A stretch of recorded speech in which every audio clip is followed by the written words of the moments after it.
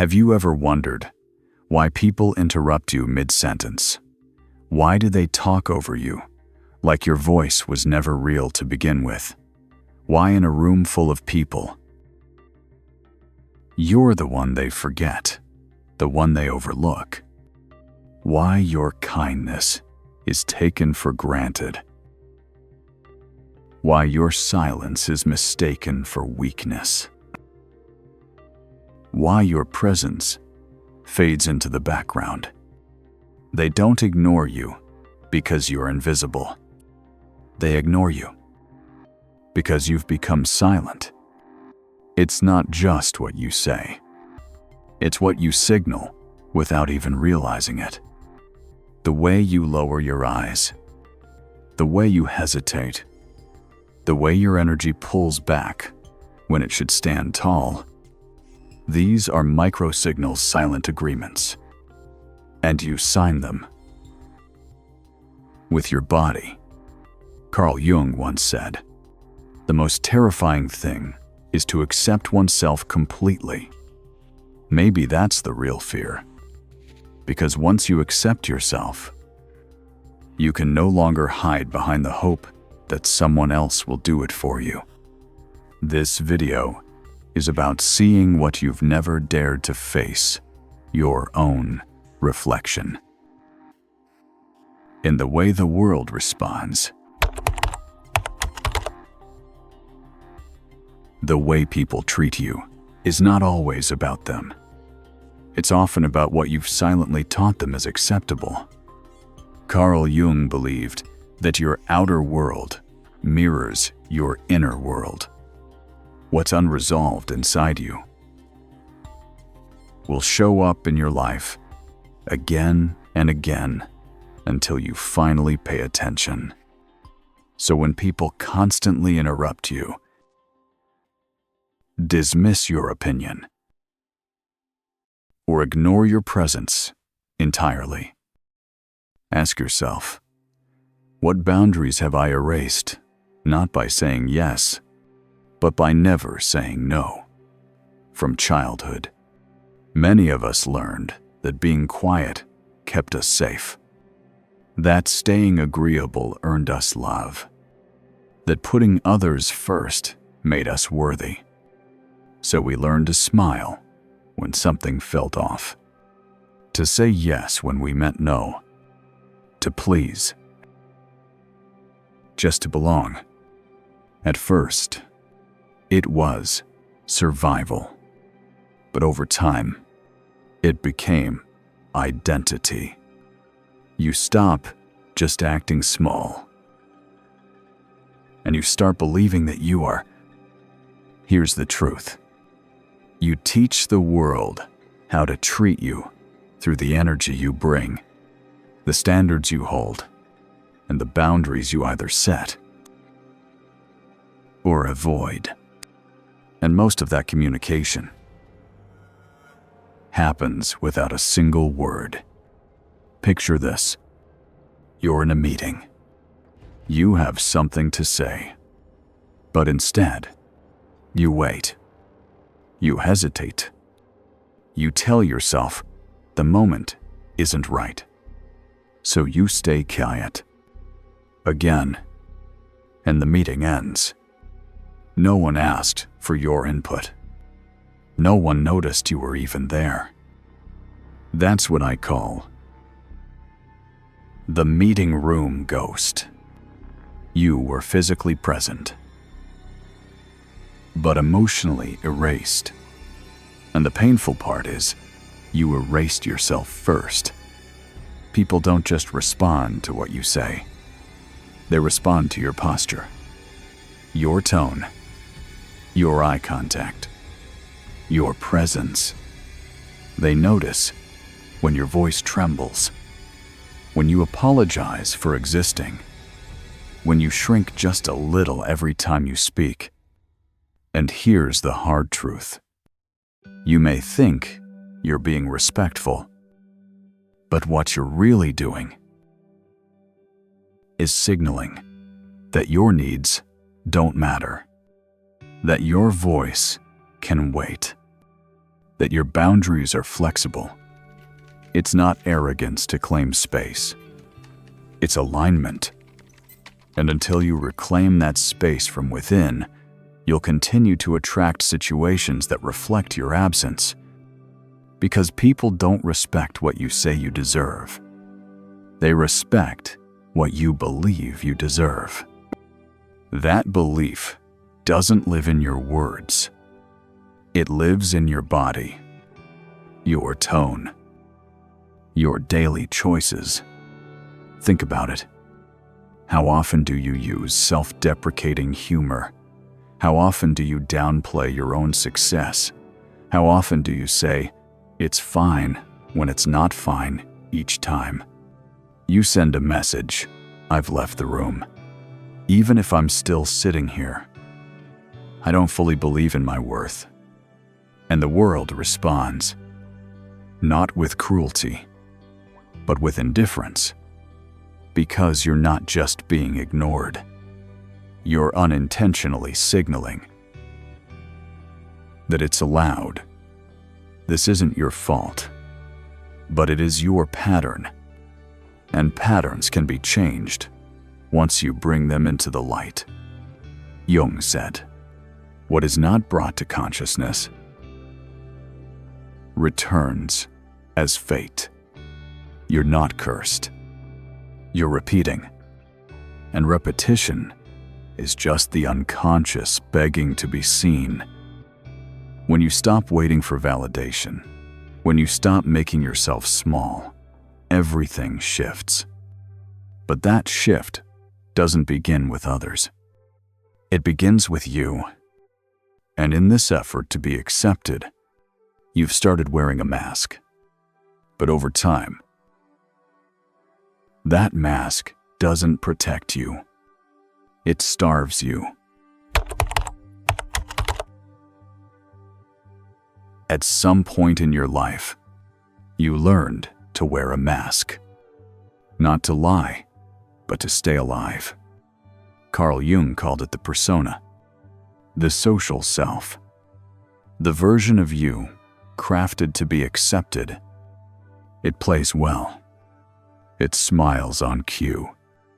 It knows what to say, when to say it, and who to say it to. But the danger isn't in wearing the mask. The danger is forgetting you're wearing one. You become so good at playing the role, the agreeable one, the helpful one, the one who never causes trouble, that over time, the real you starts to fade. You stop expressing what you feel. You stop asking for what you need. You stop telling the truth, not just to others, but to yourself, because being real feels risky. So you choose to be liked instead. You choose to be safe. And in doing so, you trade authenticity for approval. But approval is a hungry thing. It needs constant feeding. A compliment lifts you. A rejection crushes you. And soon, your entire sense of worth is held hostage by how others respond. You don't feel solid anymore.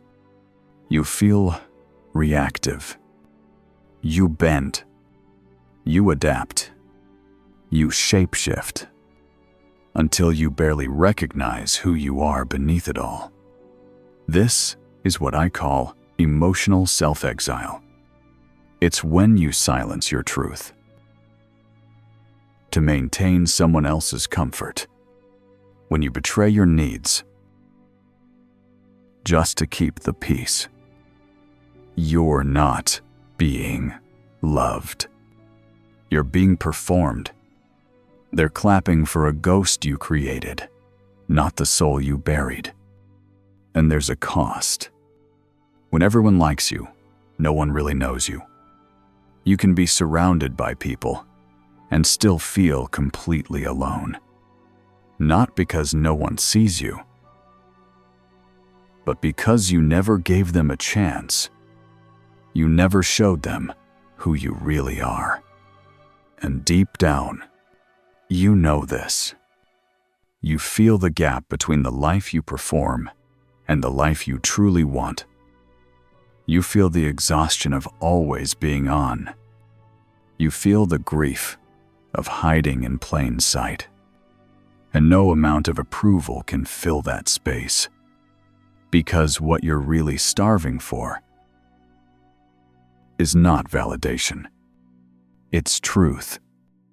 The truth of who you are when no one's watching. The version of you that isn't curated, calculated, or conditioned. The you that speaks plainly, sets limits without guilt, stands firm even if it makes others uncomfortable. But reclaiming that self requires one thing first. You have to put the mask down. Not all at once, but moment by moment, choice by choice, boundary by boundary. Because eventually, the mask gets too heavy to hold. And the first moment of freedom doesn't come from applause. It comes from a single, powerful act. Saying no.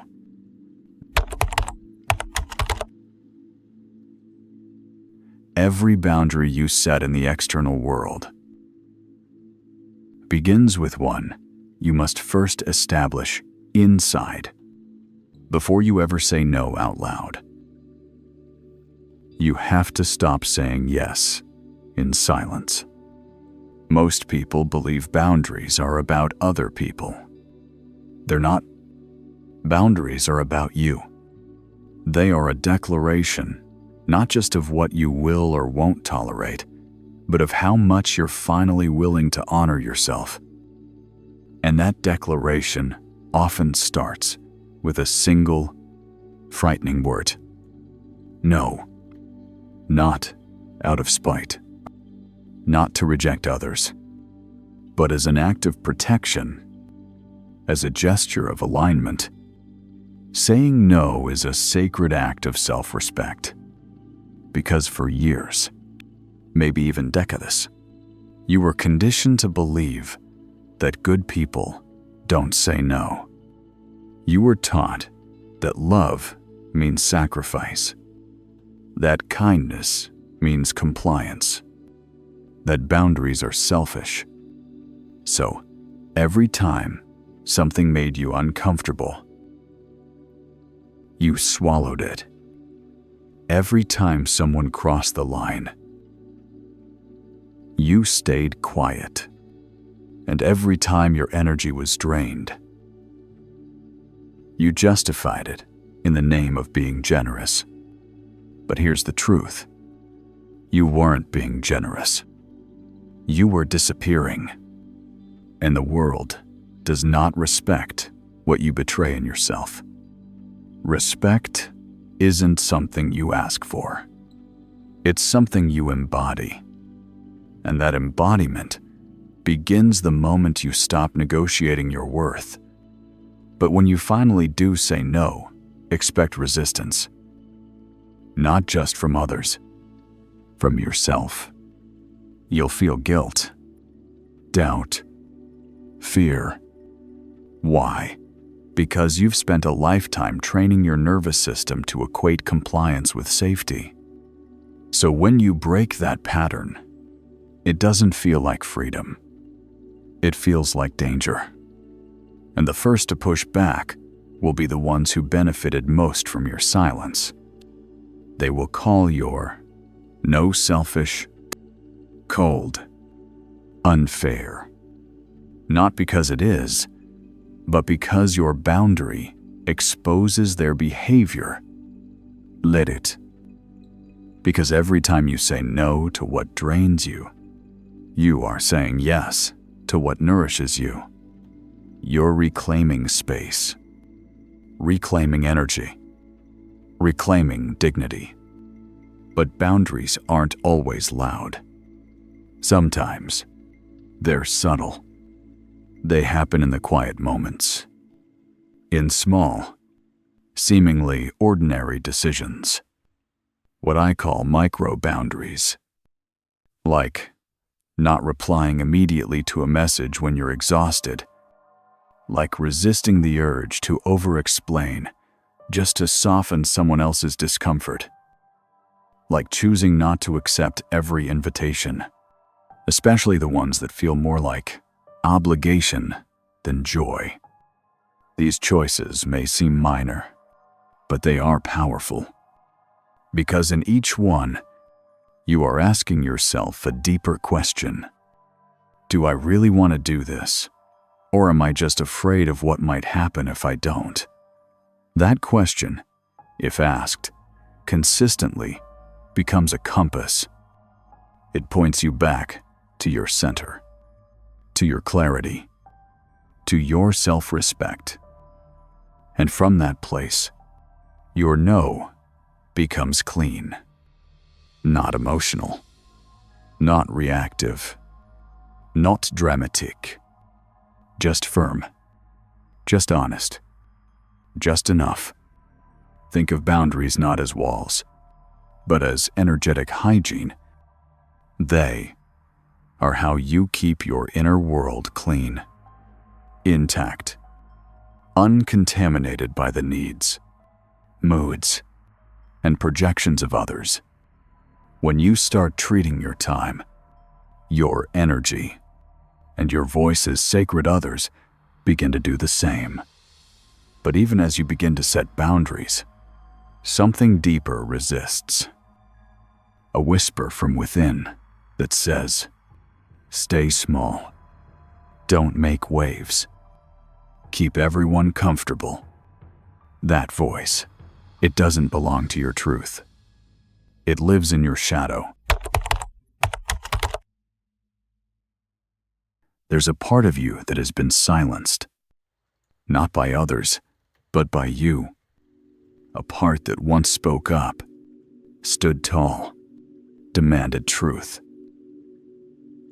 Until it was told, that's too much. So you buried it. This is what Carl Jung called the shadow, the aspects of your personality you were taught to hide because they were inconvenient, uncomfortable, or unacceptable. Anger, assertion, power, desire, even joy. You didn't lose these parts. You exiled them. You were praised for being quiet, for being easy, for being agreeable. And somewhere along the way, you began to believe that being good meant being small. You learned that peace was more important than truth, that being liked mattered more than being real. So now, as an adult, you nod when you want to object. You smile when you want to scream. You stay when your whole body says go, and you call that maturity. But in truth, it's submission dressed in self-control. It's not peace. It's suppression.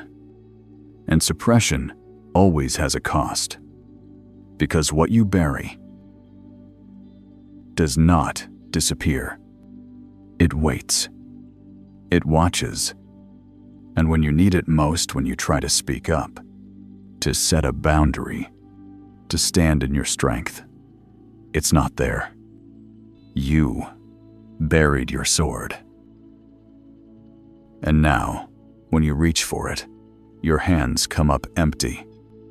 This is why you freeze when it's time to say no. Why your voice trembles when you try to speak with authority. Why your body tightens in situations that call for power. Because the part of you that knew how to hold power, you disowned it. Shadow work is not about becoming someone new. It's about reclaiming who you were before the world told you who to be. It begins with an act of courage, inviting the shadow to the table. not to control you, not to dominate, but to listen, to understand. You ask, what have I been afraid to feel?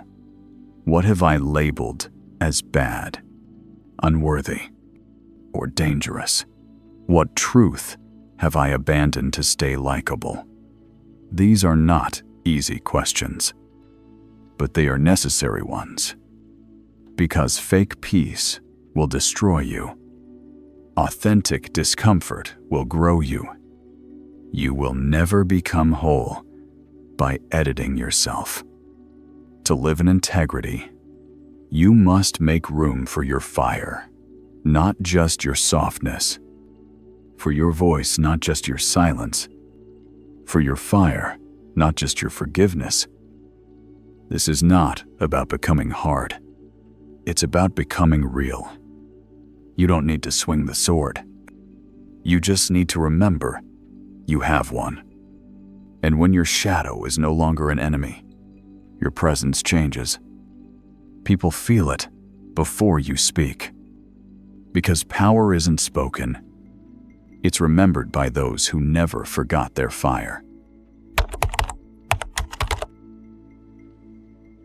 Respect is not just about what you say. It's about what people feel. When you walk into the room, before you open your mouth, before you state your boundary, before you ask for anything, they've already felt something. That something is your energy. It's the invisible force behind your words, the posture behind your tone, the frequency behind your presence. And here's what most people don't realize. You cannot fake energy. You can perfect the act. But energy never forgets who you really are. But energy speaks first, and it speaks the truth. You've probably seen it. Someone who barely says a word, but commands respect without effort. They speak softly, but nothing about them is small. Their presence says, I know who I am. I know what I'm worth. I don't need your permission to exist. That's not arrogance. That's alignment. It's the result of someone who no longer negotiates with their own self-worth. Someone who has stopped leaking power in exchange for crumbs of validation. Because that's what many of us do. We don't beg for love. We leak energy. We give too much. Explain too much. Apologize too much. We trade our clarity for acceptance, our strength for belonging, and it never works. Because when your energy says, I'm uncertain about me, the world mirrors that message. But when your energy says, this is my space, this is my time, this is my truth, you don't have to raise your voice. You don't have to fight for respect. It arrives naturally. This is the power of energetic boundaries. They are not rules you speak. They are signals you radiate. And they're built through repetition. By choosing truth over comfort. By choosing alignment over approval. You build them when you stop over-explaining, when you let silence be enough, when you honor your instincts, even if no one else understands them. Energetic boundaries are what protect your peace when words are no longer enough. And they're not loud. They don't threaten. They don't plead. They simply say, this is who I am. This is where I stand. This is what I allow. People may not even be able to explain why they shift around you, why they stop interrupting, why they think twice before pushing you. but they feel it. Because people don't follow words. They follow frequency. When you reclaim your power, not through force, but through self-respect, everything about your presence changes. Your posture, your tone, your gaze. You start walking through the world differently. Not louder, just clearer. And clarity is magnetic. It repels what no longer fits. It attracts what aligns. It creates space not for who you pretend to be, but for who you actually are. But even when your energy shifts, there is still one fear that can pull you back into your old self. The oldest one. The one that lives beneath every people-pleasing pattern. The fear of being alone.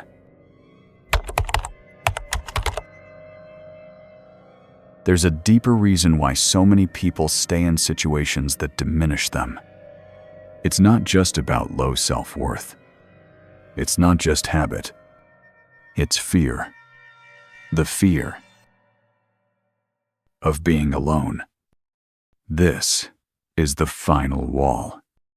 The last layer of resistance. You stay quiet, not because you don't know how to speak, but because you're afraid of what happens if your voice drives people away. You tolerate disrespect, not because you think you deserve it, but because you're afraid of what's left when it's gone. You hide. You adapt. You vanish, just to belong. Because solitude to the untrained mind feels like rejection, like failure, like exile. But what if it's none of those things? What if solitude is sacred? What if being alone is not a punishment, but a rite of passage, a space where you're not abandoned, you're invited to hear your own thoughts, to feel your edges edges, to remember your own voice without anyone else's noise layered on top. Because here's the truth. The capacity to be alone is the foundation of all intimacy. Until you can sit with yourself in silence, without reaching for distraction or approval, you will never truly choose anyone. You'll just cling to them. And clinging is not connection. It's dependency in disguise. Emotional independence isn't about pushing people away. It's about knowing that your value doesn't come from proximity. It comes from presence, starting with your own. When you build that kind of inner solidity, something profound shifts. You stop chasing love. You stop negotiating your worth. You stop begging the world to give you what you haven't yet given yourself. You start choosing. You start discerning. You start saying, I'd rather be alone in truth than surrounded in self-abandonment. Aloneness reveals. It shows you where you've been outsourcing your peace, where you've been editing your truth just to stay connected, where you've mistaken being needed for being valued. But solitude is not the enemy. It's the gatekeeper. It guards the threshold between who you've been and who you're becoming.